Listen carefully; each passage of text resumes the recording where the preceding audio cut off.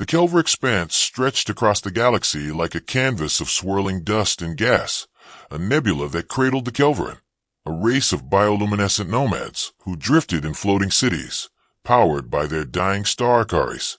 For centuries, the Kelverin had regarded humanity with a mix of pity and amusement, labeling Earth's inhabitants the fragile ones.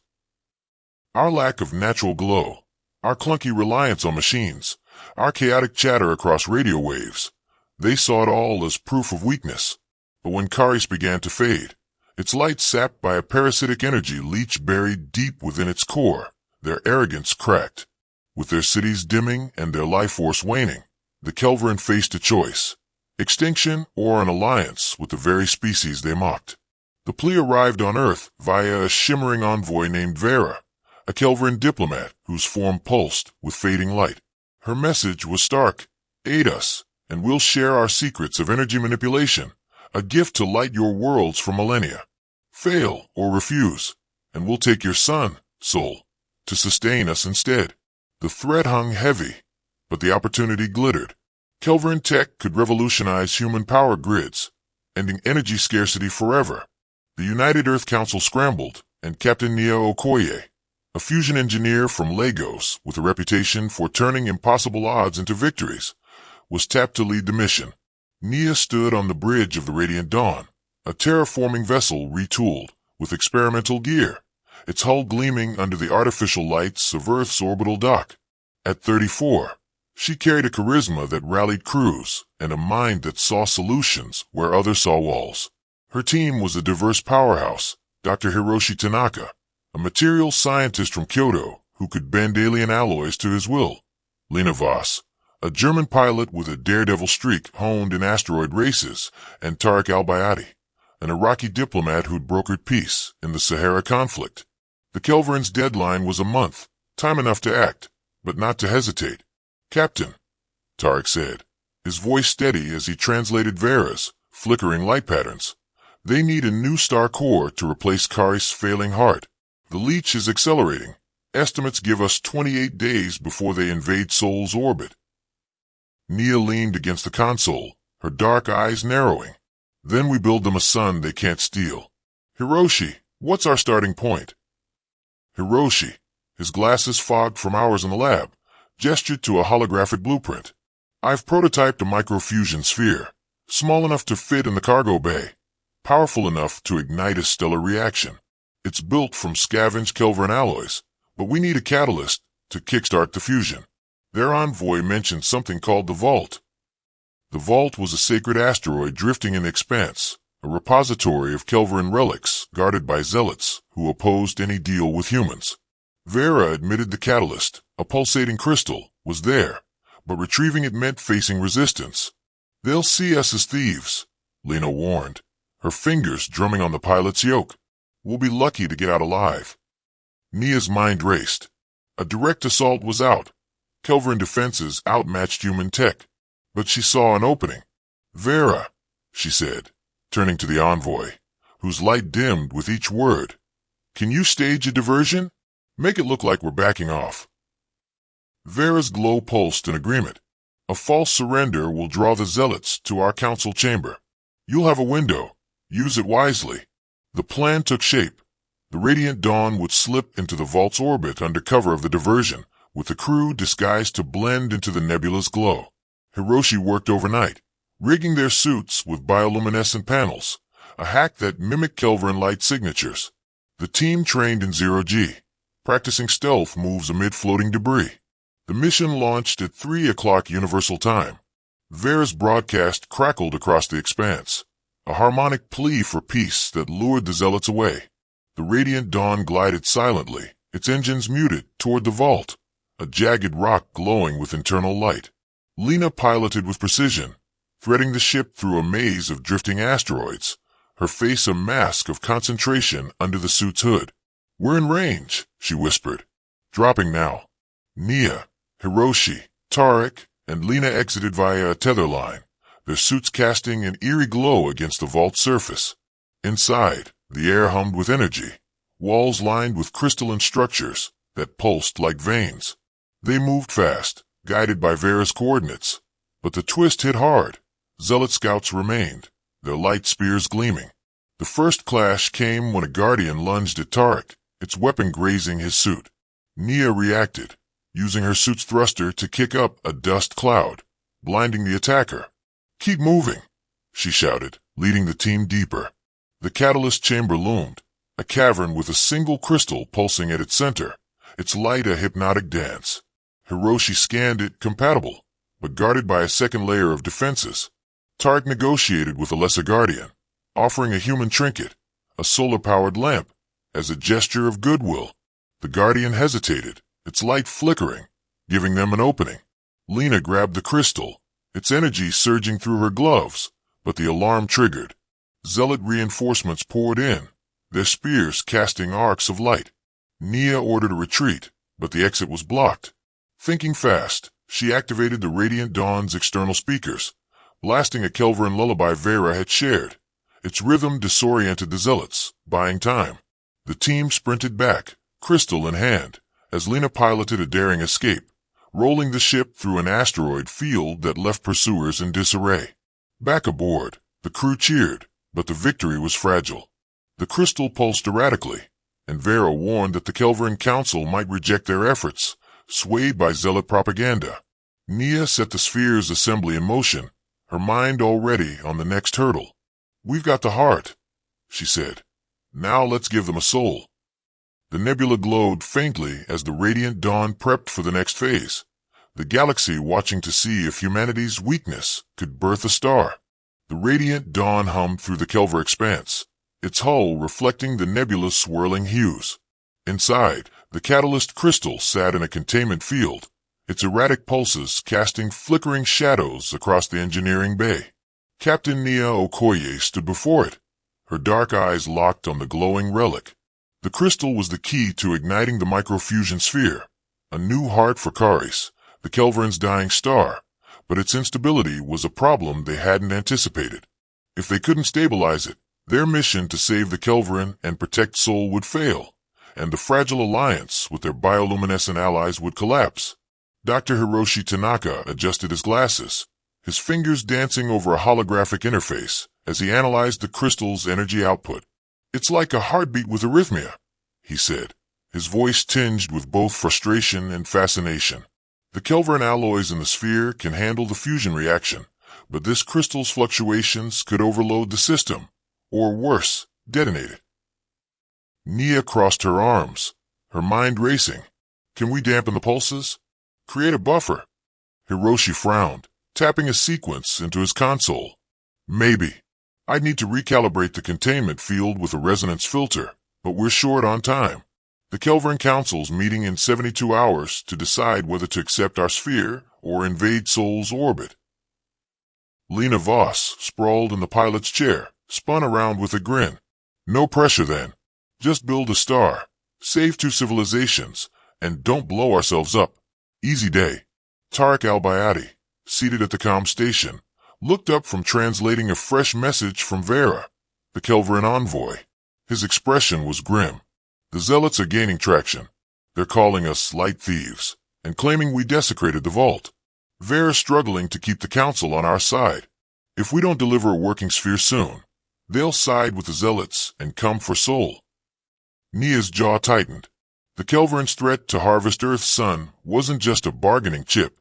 It was a death sentence for humanity.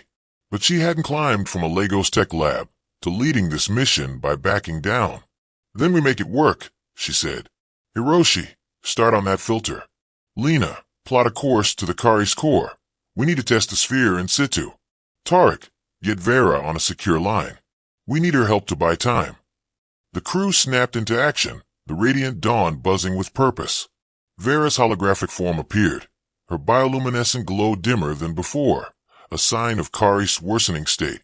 "Captain Okoye," she pulsed, her voice a harmonicum. "The Council grows restless.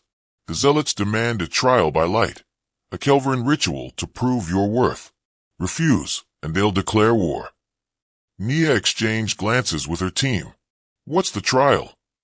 "A journey to the Karis core," Vera replied. "You must place the sphere within the star's leech-infested heart and ignite it under our scrutiny. Success proves your strength. Failure brands you unworthy. Lena raised an eyebrow. So, we dive into a dying star, dodge a parasitic energy leech, and light up a fusion sphere that might explode. Sounds like my kind of party. Nia smirked, but her mind was already mapping the challenge. The Kari's core was a maelstrom of unstable plasma and gravitational anomalies, and the leech, a semi-sentient energy entity, wouldn't let them near without a fight. But the trial was their chance to prove humanity wasn't weak, to show the Kelverin what they could do when pushed to the edge. Let's do it, Nia said. Vera, tell the council we accept. Into the heart of Karis, the radiant dawn approached the Kari's core, a roiling sphere of fading light ringed by dark tendrils, the energy leech's grip. Lena piloted with her usual flair, weaving through gravitational eddies that could crush the ship. This star's throwing a tantrum, she muttered, dodging a plasma flare. Hold tight, everyone. In the engineering bay, Hiroshi and Nia worked feverishly. The microfusion sphere, a sleek orb of Kelverin alloys, sat ready, its core designed to house the catalyst crystal. Hiroshi's resonance filter, a lattice of conductive filaments, encased the crystal, smoothing its erratic pulses. It's holding for now, he said. But the leech's interference could disrupt the field. We'll need to deploy the sphere fast. Tarek, monitoring Kelverin broadcasts, relayed updates. Vera's with the council, broadcasting our approach. The zealots are watching, waiting for us to fail. They've got ships shadowing us, small, fast, and armed. Nia nodded, her focus unshaken. Let them watch. We're not here to lose. The radiant dawn breached the outer layers of Karis, its shields glowing under the star's heat. The leech sensed their presence, its tendrils lashing out, sending energy spikes that rocked the ship. Lena cursed, banking hard to avoid a direct hit. This thing's alive, and it's pissed.